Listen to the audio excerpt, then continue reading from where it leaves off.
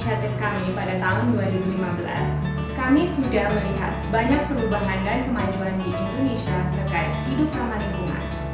Mulai dari pembuangan sampah pada tempatnya, sampai dengan pengurangan konsumsi produk sekali pakai. Cara lain adalah dengan melakukan upcycling. Nah, di GLAM Handmade kali ini, kami akan mengupcycle bahan dalam bekas menjadi pouch dan aksesoris lainnya. Penasaran kan? Mari kita eksplor bersama.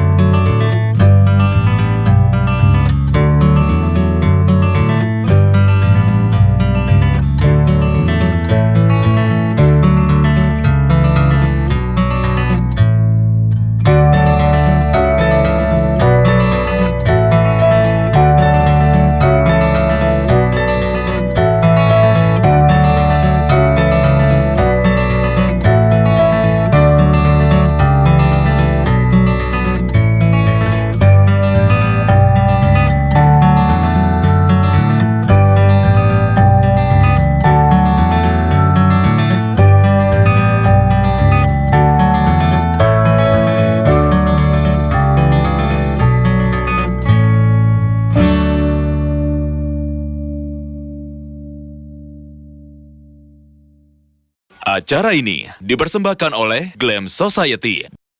EBS 105,9 FM, hits terbaik anak muda Surabaya.